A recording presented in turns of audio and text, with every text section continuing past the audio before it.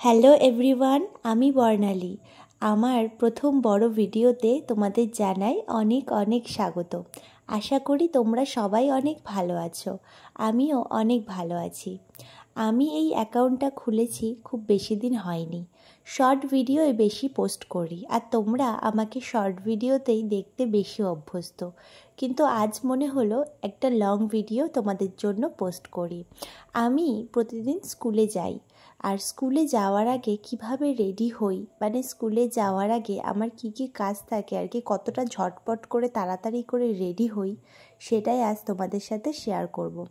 ভিডিওটা কিন্তু খুব বেশি বড়ও হবে না, কারণ আমি জানি আজকালকার দিনে সবাই ব্যস্ত, তাই তোমাদের যাতে ধৈর্য ধরে ভিডিওটা দেখতে ভালো লাগে সেই কারণে ভিডিওর টাইমটা কিন্তু আমি বেশ কমই রেখেছি। যদি তোমাদের আমার ভিডিও দেখতে ভালো লাগে তোমরা প্লিজ আমাকে সাবস্ক্রাইব করো, ফলো করো, পাশে থেকো, সুন্দর করে একটা কমেন্ট করে যেও। আর আমার ভিডিও যদি তোমাদের ভালো লাগে, আমাকে নিয়ে যদি তোমাদের কোনো প্রশ্ন থাকে, মনে কোনো কিছু জানার থাকে, কিংবা আমার কাছ থেকে কোনো রকম ভিডিও যদি তোমরা এক্সপেক্ট করো, কী ধরনের ভিডিও দিলে তোমাদের ভালো লাগবে সেটাও কিন্তু কমেন্ট করে জানিয়েবে। দেখো, আমি যখন রেডি হচ্ছি, আজকে যে কুর্তিটা পরেছি সেই কুর্তিটা জাস্ট দুদিন আগেই জুডিও থেকে কেনা। জুডিও আমাদের কৃষ্ণনগরে কিছুদিন হলো জুডিও ওপেন হয়েছে, আর সেখানে গেছিলাম। তো 299 করে নিয়েছে। আর একটা কুর্তিও আমি নিয়েছিলাম। তো এই সামারে কুর্তিগুলো পরে ভীষণই আরামদায়ক। এত আরাম মানে তার বলার নয়।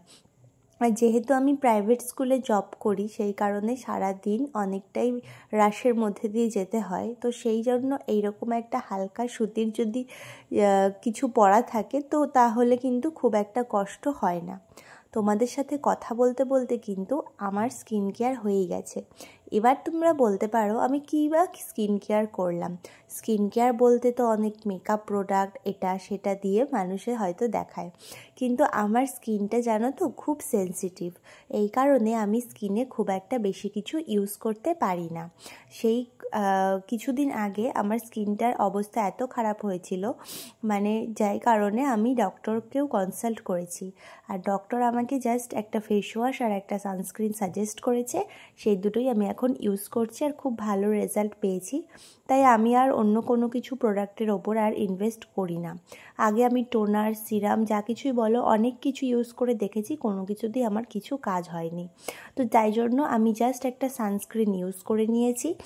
আর সানস্ক্রিন ইউজ করার পরে এই যে আমি একটা ল্যাকমির সানস্ক্রিন পাউডার ইউজ করে নিচ্ছি। যেহেতু গরমকাল, সানস্ক্রিনটাকে বসাতে একটা পাউডার ইউজ না করলে সেট হবে না, মুখটা সোয়েট হবে, সেই কারণে জাস্ট আমার হয়ে গেল। আর হ্যাঁ, লিপস্টিকটা আমি পরে নিয়েছি হালকা পিঙ্ক কালারের। তারপরে চুলটা দেখলে তো আমি পনিটেল করে বেঁধে নিলাম। তারপরে দেখলাম যে না, গরমের মধ্যে চুলটা ছেড়ে রাখা সম্ভব নয়, এই জন্য একদম গুটিয়ে গাটিয়ে ওপরে বেঁধে নিয়েছি। তারপর আমি এই এখন ঘড়ি পরে নিচ্ছি।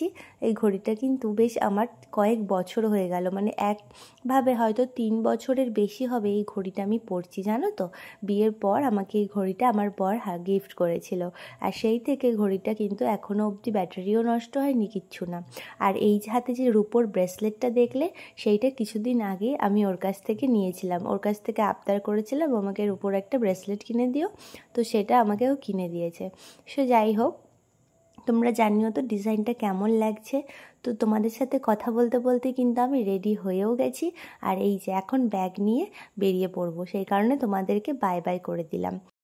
এবার নিচে গিয়ে দেখবো যে শাশুড়িমার রান্না কিন্তু প্রায় কমপ্লিট, আর বরমশাই আমার টিফিনটাও গুছিয়ে দিচ্ছে। ভাত, নিম বেগুন ভাজা আর মাছের ঝোল, ব্যাস এইটুকু নিয়ে গুছিয়ে এই যে ছাতুর শরবত, এটাই আমার সকালের খাবার। এই ছাতুর শরবতটা খেয়ে একদম বেরিয়ে পড়েছি। আর বাড়ির থেকে দুপা হাঁটলেই, আমাদের এইখানে দাঁড়ালেই কিন্তু বাস চলে আসবে, তো বাসে করে আমি যাব। তো তোমাদের সবাইকে আজকের মতো টাটা।